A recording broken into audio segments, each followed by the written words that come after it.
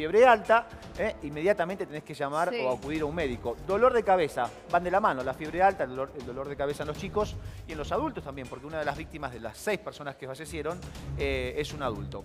Dolor de garganta, por supuesto, fiebre alta, dolor de cabeza, dolor de garganta, los primeros síntomas que pueden ir apareciendo. Los ganglios inflamados, por supuesto, con el dolor de garganta aparece esto. Si tenés un nene, un chiquito y comienza a tener estos síntomas, lo primero que tenés que hacer es ir a un pediatra, a un médico, a una salita. Dolor abdominal. Otro de los síntomas que van apareciendo, esto en el correr de las horas, de los días, actúa rápidamente esta bacteria, por eso es tan peligrosa. Una vez que ingresa en la sangre, hay un alto porcentaje de muerte, y se han cobrado 6 vidas. Y finalmente, cambios en la coloración de la piel. Son algunos de los síntomas que presenta esta bacteria en los chicos y en los adultos. Sofi. Vamos a hablar, Dani, para eso con un pediatra. Y ya está con Valentina Blasón, Martín Gruenber, pediatra. Valen, buen día. Buen día, Sofi, Daniel, así es. Y justamente apenas llegamos, comenzamos a hablar con el doctor acerca de esta bacteria que realmente tiene al país alarmado. Y justamente le preguntábamos cómo se encuentra ahora con el tema de las consultas y ha aumentado por este temor a esta bacteria que ha sido mortal para 6 personas. Sí, aumentaron mucho las consultas, no solamente en el consultorio, las consultas telefónicas, sino las guardias están muy colapsadas. Ayer en el hospital Casa Cuna había más de 6 horas de demora para la atención pediátrica. Si ya el sistema normalmente está al límite, cuando sucede una cosa así y los padres se alertan, porque normalmente cuando un chico tiene fiebre y dolor de garganta, ¿qué decimos los médicos? Esperemos 24 a 48 horas a ver cómo evoluciona el cuadro. Bueno, ahora lamentablemente no se puede esperar. Entonces, en cuanto un chico tiene fiebre y dolor de garganta, que son los 2 síntomas principales de la faringitis por estreptococo, se debe consultar rápidamente. Sofía, Daniel, los está escuchando el doctor.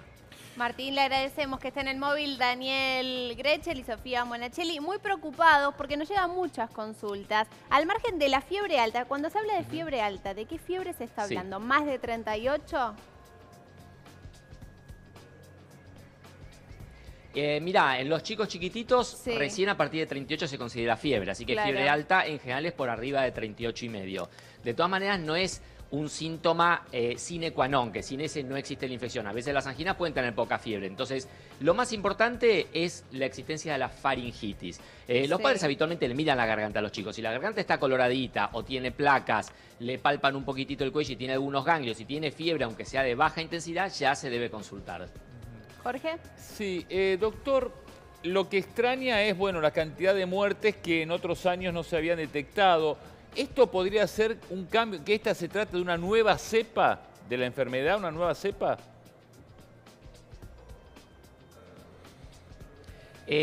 Mira, dentro del estreptococo beta hemolítico del grupo A o estreptococo piógenes, que es otro nombre que tiene, se sabe que cada 10 a 15 años se produce alguna bacteria que tenga la capacidad de producir toxinas. Por ejemplo, la toxina M es una toxina que le da la gran agresividad a este germen. Entonces, esto está descrito, no es algo excepcional. Lo raro en este caso es que todos los casos estaban desconectados, no es que todos se enfermaron de la misma bacteria. Lo que se cree es que esto es al azar, es una cuestión que tiene que ver con el azar de la naturaleza, que se acumularon muchos casos.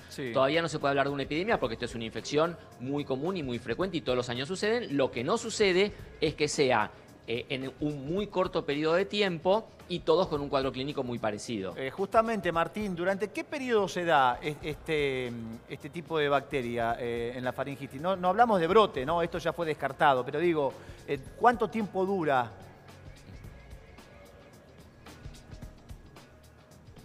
Eso también es difícil de evaluar. Normalmente la angina estreptocóxica es una enfermedad endemo-epidémica. ¿Eso qué quiere decir? ¿Qué quiere decir? Endemo, que es endémica durante todo el año, y epidémica, que hace un pico en el invierno, finales del invierno y principios de la primavera. Entonces, las enfermedades endemoepidémicas existen todo el año con un pico en alguna época del año. Por ejemplo, las gastroenteritis son endemoepidémicas porque son todo el año existe y hay un pico más en la primavera-verano. En el caso de la faringitis es todo el año, pero con un pico más sobre el final del invierno y principios de la primavera. Ahora, cuando uno observa, por ejemplo, las guardias... Es decir, que así como la enfermedad va a empezar a disminuir alrededor de la primavera, la complicación también debería desaparecer, este cuadro tan grave también debería desaparecer pasada mediados de la primavera. Claro, ahora, ¿cómo se arregla el papá que tiene a su hijo con fiebre, con dolor de garganta? Mientras podemos ir repasando, si quieren ustedes, con algunos de los síntomas que ya hacía referencia a Martín recién, ¿no? Con Valentina. Pero digo, ¿qué hace el papá? ¿Qué hace la mamá? Porque lo primero que tiene que ir, que se le dicen, es que vaya al médico. Y va a una guardia de un hospital público, colapsada la guardia, en donde están la mayoría de los chicos, mientras repasamos los síntomas, la mayoría de los chicos están con fiebre alta, con dolor de garganta, con picazón. Ahí también, ¿no? Las defensas bajas. Exactamente. ¿Es peor todavía la situación o no, doctor? Mirá, nosotros nos tenemos que manejar por prioridades. Por un lado está lo ideal, por otro lado está lo mejor y por otro lado está lo bueno. Sí. Lo ideal que sería que cada niño con fiebre y dolor de garganta sea evaluado por un médico, que se descarten otras enfermedades, que se le realice el exudado de fauces, que es el estudio mediante el cual se localiza el estreptococo en la garganta, y si el exudado de fauces da positivo, es decir, que está la bacteria, se trate con antibióticos. Esto sería lo ideal. Ahora, yo a veces veo un paciente en el consultorio, sé que hay retraso para hacer los estudios, tiene una garganta muy sugestiva aquí en estreptocóxica y lo medico sin hacerle el exudado de fauces. No es lo ideal, pero es bueno porque estoy cubriendo la urgencia. Ahora, lo que no se puede hacer es medicar al paciente sin revisarlo, sin que un médico lo revise. Eso es lo que no se puede hacer. No se puede dar un antibiótico a un paciente que no fue medicado, porque por ahí está incubando otra cosa. Claro. Y yo le doy el antibiótico para el estreptococo y no estoy curando otra infección. Entonces, lamentablemente, lo que hay que hacer es esperar, armarse de paciencia y esperar. Estamos ante un cuadro grave, entonces la espera de 4 a 6 horas que tenemos en los hospitales, lamentablemente lo van a tener que hacer. El médico lo revisa y le puede hacer el exudado de fauces, o si en el hospital se acabó el reactivo para hacer el exudado de fauces, lo medicará de acuerdo al cuadro clínico del paciente. Claro. Doctor, se ha hablado que de pronto aquellos que tienen... Y recordemos... Sí, lo escuchamos. Sí, recordemos que tratado adecuadamente esta complicación prácticamente no aparece. En todos los casos que murieron no habían comenzado adecuadamente con el antibiótico. Entonces recordemos esto que es muy importante. Diagnosticada la angina estreptocóxica, porque también recordemos que en los menores de 2 años sobre todo se da por infecciones de piel, o diagnosticado el impétigo, o diagnosticada la sobreinfección de las lesiones por varicela, tratado adecuadamente, esta enfermedad prácticamente no aparece. Dice que no se trató adecuadamente, pero ¿por qué? Porque acudieron tarde al médico, ¿por qué? Porque los medicaron mal. Por muchos motivos distintos. En uno de los casos que yo estuve viendo en los medios, concurrieron a un hospital. En el hospital le dijeron que podía ser un resfrío, cuando todavía fue uno de los primeros casos, no se sabía que existía esta bacteria. De ahí fueron a la salita, en la salita diagnosticaron la angina, le dijeron que no podían hacer el exudado de fauces, lo mandaron al hospital y cuando llegó al hospital, después de 3 o 4 días, ya había hecho la complicación. Doctor, se habla también que aquellos que están vacunados contra la gripe tienen menos posibilidades de sufrir esta complicación. ¿Es así? En realidad, lo que se sabe es que hay virus que predisponen al cuadro más severo. Por ejemplo, la varicela, que la infección de las lesiones de varicela es por estreptococo, pueden producir esta complicación. Desde que la vacuna de varicela está en el plan nacional y hay muchos menos casos de varicela, la asociación entre varicela y estreptococo prácticamente ha desaparecido. Por eso no se habla tanto. Claro. Un 25-30% de los casos actuales que fallecieron tenían concomitantemente el virus de la gripe A. El virus de la gripe A, que disminuye mucho las defensas, predispone a un cuadro más severo. Entonces, la falta de vacuna para la gripe o la presencia de gripe A lo que puede hacer es favorecer el cuadro más severo. Claro. No hay una vacuna justamente contra esta bacteria. No hay cómo prevenirlo. No, lamentablemente el estreptococo no tiene vacuna, se puede prevenir, se puede disminuir la posibilidad de padecerla con las medidas que los pediatras siempre recomendamos. Claro, exactamente, se disminuye la incidencia de la enfermedad, favoreciendo la lactancia materna, que tiene la capacidad, una sola intervención tiene la capacidad de disminuir todas las infecciones, no mandando a un chico enfermo al jardín. Ayer me decía una mamá que escuchó en la puerta del jardín como un padre le decía, mirá, no va a tener fiebre porque ya le di el ibuprofeno, pero por las dudas te lo dejo. Eso es una barbaridad, es una irresponsabilidad, es una falta de respeto. Exacto. Porque ese chico que está con fiebre contagió a todos sus compañeritos. Exactamente. Entonces, no mandar un chico al jardín hasta que tenga el alta médica. Claro. Doctor, hablaba también porque muchos padres eligen no mandar a los chicos al jardín. Digo, no están yendo los más chiquitos. ¿Quiénes son los pacientes que están en mayor riesgo? Hablemos de embarazadas, hablemos de los chicos. Vemos que también falleció una persona adulta. Exactamente. Mira, en la infancia, para tener el estreptococo en la garganta, hacen falta unos receptores a los cuales el estreptococo pueda pegarse, que comienzan a desarrollarse después de los 2 años. Entonces, en los menores de 2 años, y esto es para llevarle tranquilidad a los padres, en los menores de 2 años, el 99% de las anginas son virales. Prácticamente es casi imposible que un bebito menor de 2 años tenga estreptococo en la garganta. Entonces, en los menores de 2 años la infección viene a través de infecciones de piel, que es más fácil darse cuenta. Una infección de piel es cualquier herida que por rascado o porque no se desinfectó o no se lavó adecuadamente comienza a formar una costra. Una costra que se llama costra melicérica porque parece miel, es una costra amarillenta, pegajosa. Ahí está el estreptococo. Entonces, una infección llamado impétigo, una infección de la piel, con humedad, eso seguramente es por estreptococo y debe recibir antibióticos bioral precozmente. Perfecto. Entonces, pacientes mayores de 2 años y en embarazadas, y fuera de ese grupo de edad, entre los 2 años y los 7 años, entre los 2 años y los 7 años es cuando más se enferman. Los ancianos desde ya son pacientes inmunocomprometidos, tienen menos defensas, pueden tener un cuadro más severo y lo mismo pasa en las embarazadas, que hay que actuar más precozmente. Ahora, doctor, ¿había pasado algo similar esto de tantas víctimas en pocos días por esta misma bacteria? Hablamos de 6, yo dije tantas víctimas, pero son 6 muertes, 5 chiquitos, 1 adulto, en cuestión de horas. Es realmente para alarmarse, más allá de que, repetimos, no hay un brote. Pero digo, ¿había ocurrido alguna vez algo similar?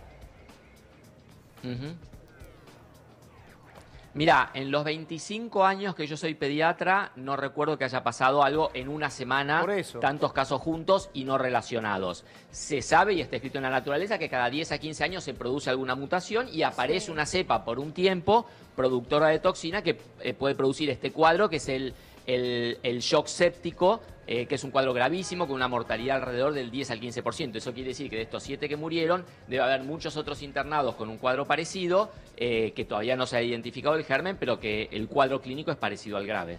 Doctor, en su experiencia que contaba en estos 25 años que tiene como pediatra, ¿le llama esto la atención? ¿Es para preocuparnos? ¿Qué medidas tenemos que tomar? Es para ocuparnos, tenemos que cuidar bien la higiene en el hogar, cuando preparamos los alimentos, cuando llegamos a casa. Una persona enferma tiene que estar aislada de otras personas. Las personas que cuidan a un paciente enfermo con este cuadro tienen que lavarse las manos antes y después de atenderlo para no seguir contagiando. La enfermedad se contagia por vía respiratoria. En este momento, al hablar, yo estoy eliminando partículas, células que si estuviera enfermo estaría eliminando el germen del cual yo estoy enfermo. Esas partículas pueden volar hasta 2 o 3 metros de distancia. Entonces, yo digo, voy a ir a la casa de unos familiares y me voy a quedar sentadito en el sillón, pero estoy contagiando. O al compartir objetos. Cualquier objeto que yo me lleve a la boca va a tener esta bacteria. Entonces otra persona toma el vaso o los cubiertos que yo usé y se puede contagiar. Ahora, Martín, retomo la pregunta que te hice en algún momento. Esto que detallabas es muy importante. Si una persona está enferma, si tiene la bacteria y desconoce justamente que está padeciendo esto, si se traslada, al hablar puede estar contagiando a otras personas. Por eso yo te consultaba y te preguntaba en las guardias colapsadas, quizás muchos papis van con los nenes pensando que es una gripe común, una temperatura elevada común, como consecuencia del cambio de temperatura, y están contagiando a muchos chicos que quizás van por otro cuadro, ¿no? A eso me refería hoy. Sí. Ahora te entiendo. La cuestión es así, como te decía antes, hay prioridades. Una persona está enferma, hay que diagnosticarlo y tratarlo. Esa es la prioridad. Esta prioridad, si va al hospital y se encuentra en la sala de espera con 50 personas, tiene un riesgo de contagiarse. La prioridad sigue siendo diagnosticar y tratar. Y secundariamente, corre el riesgo de contagiarse. Entonces, podemos usar barbijo para disminuir ese riesgo. Podemos pedir a la gente, a los administrativos en la guardia, que den números, pueden hacer una lista de pacientes, esperar afuera, ir y entrando cada tanto para ver si los están llamando, pero la prioridad es hacer el diagnóstico del tratamiento. Lo otro es una lamentable realidad que nos toca vivir, que el sistema médico está colapsado. Si bien funciona muy bien, cuando hay una epidemia de este estilo, siempre pasa que se multiplican por 4 o por 5 las consultas y ningún sistema está preparado para eso. Bien, bueno, Martín. hay que ocuparse. Hay que ocuparse, Dani, como dijo el doctor. Martín, No hay que preocuparse, no hay que generar una alarma, pero sí hay que ocuparse de esta situación. En minutos regresamos, Martín, allí con Valentina para seguir dialogando con este tema. La verdad que los que somos padres y los que no lo son, porque hay una víctima que es adulto, tienen que estar atentos a los síntomas que pueden presentarse con respecto a esta bacteria. Ya regresamos, Martín. Muchas gracias.